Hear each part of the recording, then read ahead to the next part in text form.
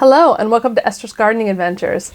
I'm Esther and today I'm going to be sharing with you the flowers and other plants that I am planning on winter sowing that require a certain number of days of cold stratification.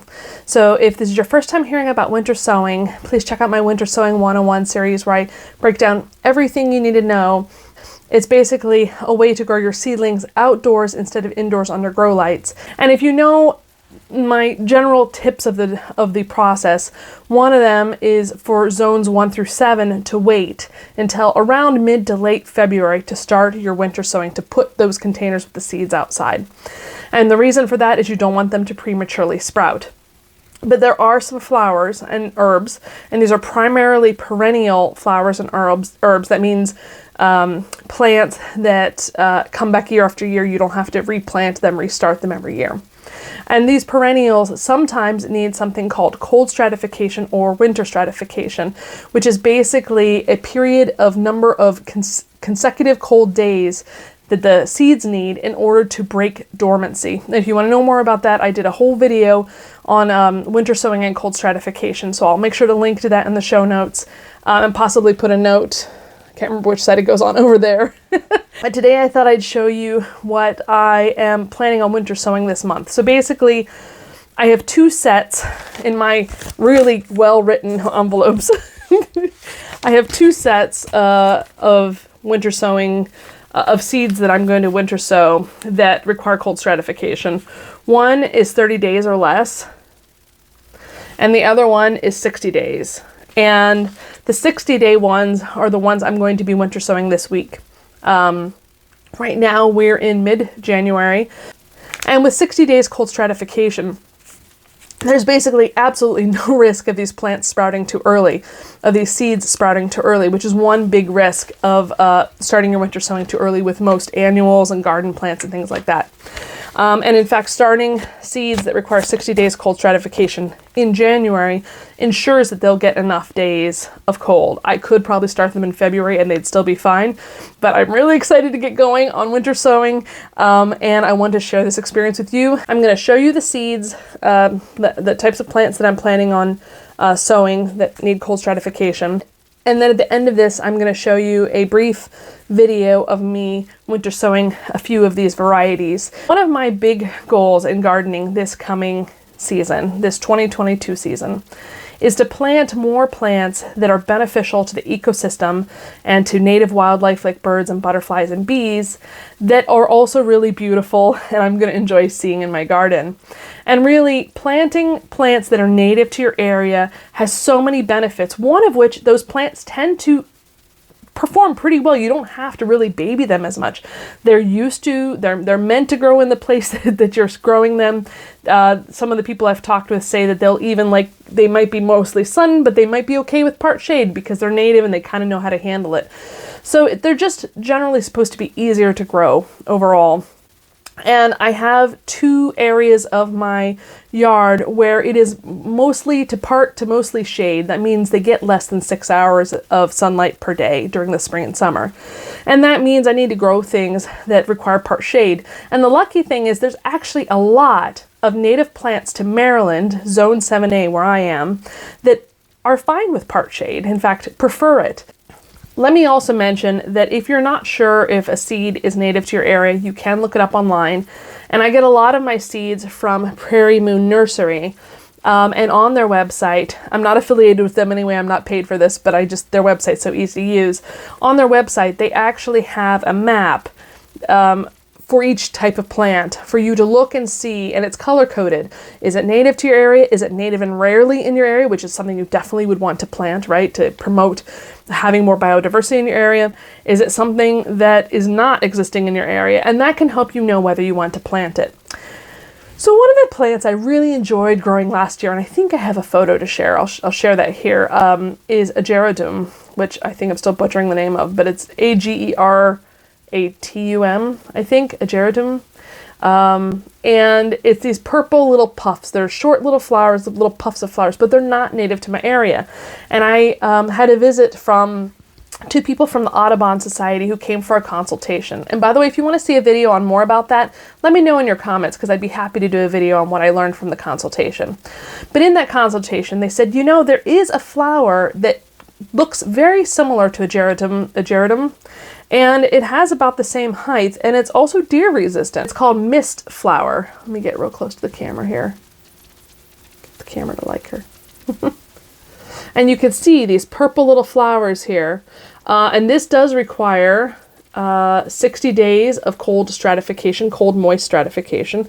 So this is one of the ones I'm going to be winter sowing this week. Another one that is pretty well known, because it's sort of, there are a lot of this variety as cultivars, cross-pollinated to have better traits that gardeners like. But there is a native variety of Columbine. And this is also native to Maryland. Now, I believe these plants are among the ones that will just come up in the spring, and then they sort of go away once it starts getting hot. And so I'm probably planning on planting these in an area where something else will also come up after the spring, and sort of, so we won't have an empty spot where these come up. So, for example, I may plant near that Columbine plant, I may also plant Cardinal Flowers, which are native to Maryland, this variety in particular. It blooms July to September. So like around May is probably when the Columbine will go away, and then in June and July we'll start seeing these guys come around through the rest of the year. So this is a good way to have sort of all around, theoretically, all season blooms for the plants. And you can see a picture of hummingbirds, which I think means probably the hummingbirds really like this flower. So that'll be another reason to grow it. If you know me, you know that I love plants that are beneficial to butterflies. And last year I had the yellow swallowtails really enjoy eating my dill plants, and I had no problem with that, because that's one of their food sources. That's one of their places to lay their eggs and to for their caterpillars to eat. But when I had a consultation with the Audubon Society, they mentioned golden Alexanders, which are native to my area, also are something that butterflies love. A host plant for swallowtail caterpillars. And there's another one which gets a bad reputation for causing pollen-related allergies, and it isn't. And that is showy goldenrod. Goldenrod doesn't actually cause allergies.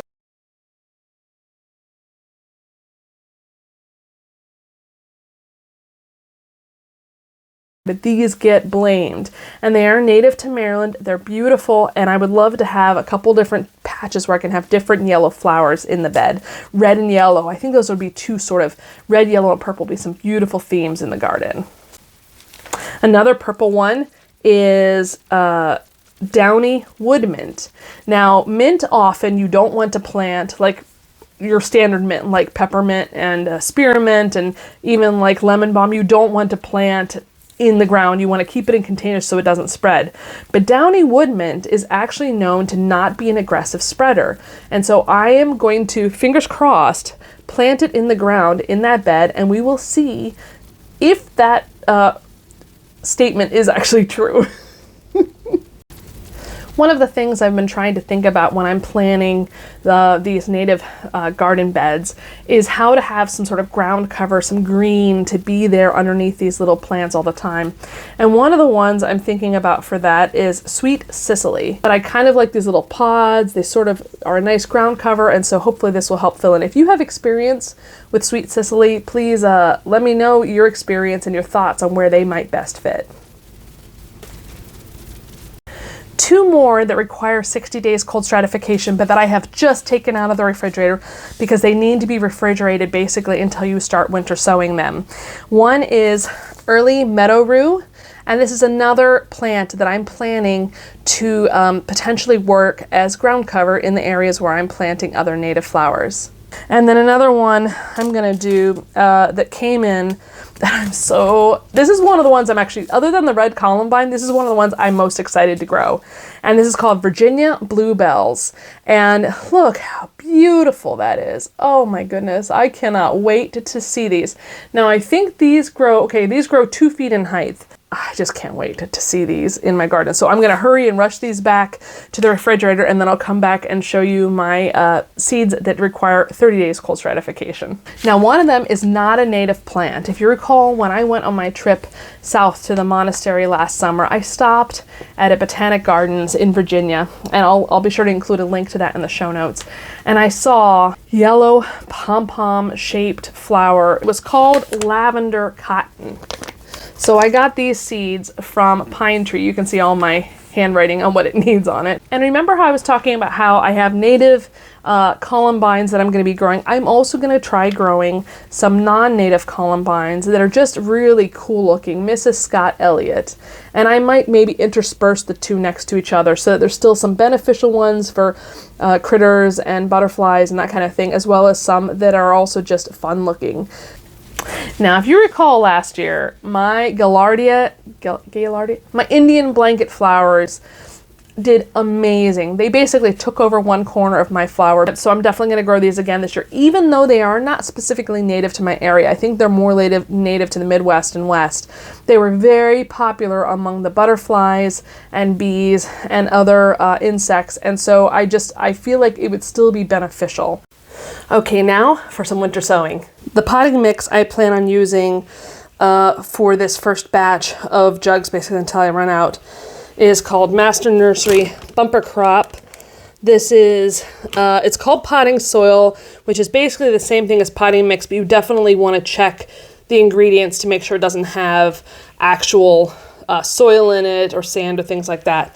But this is certified organic, and it's for indoor and outdoor containers. You want to do this in a well-ventilated area. Try not to inhale the mix because some people have had problems with inhaling the potting mixes of different things. I think soil sometimes can have things that are bad for the respiratory system.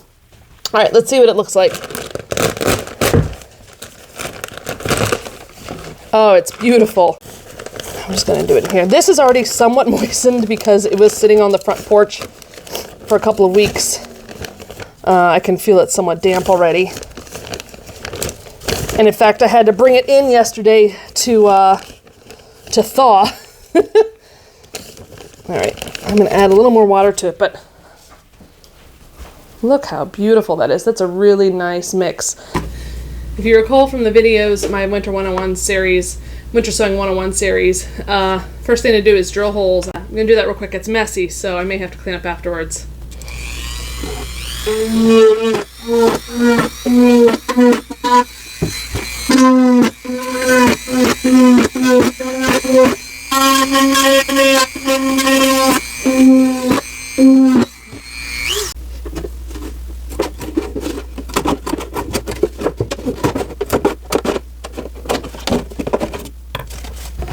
Next thing is to put the potting mix in.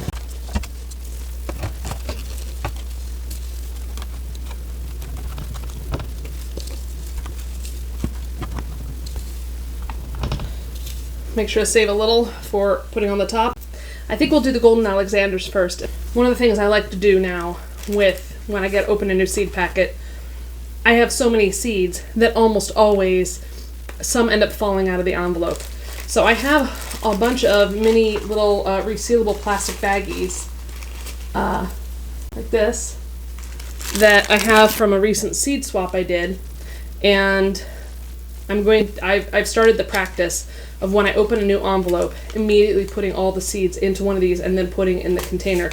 That way I don't lose them. There's no chance, especially when they're tiny, of them falling out. All right. So that's actually a really healthy portion of seeds. Normally, for more rare seeds, you get only 15 to 20.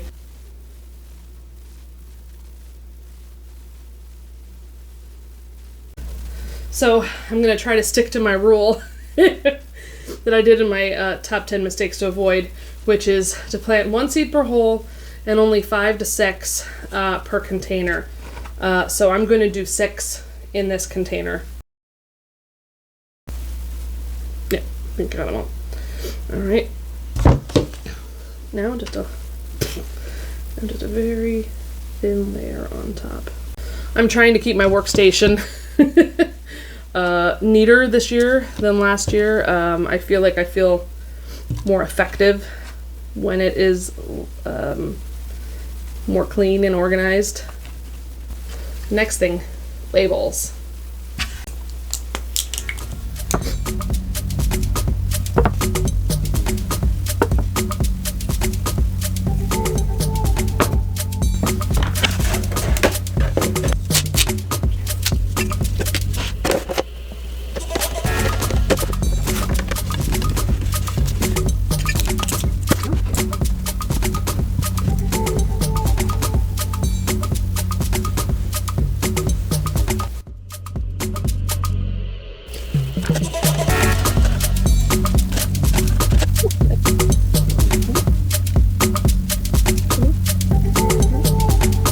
In this case, I'm not actually going to add another layer of soil because the seeds are small, so I just covered them up. When they're tiny, I will probably do similar practice.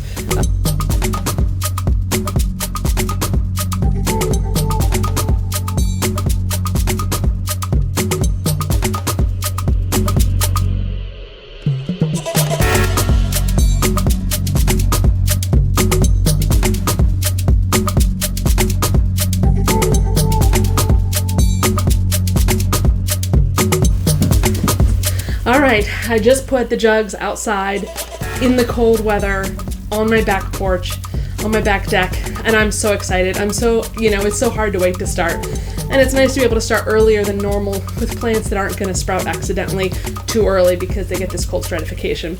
Anyway, if you enjoyed this video, please hit that like button. Make sure either way you have the alerts set so you get notifications when I post new content. And otherwise, I'll see you next time. Happy winter sowing, everyone!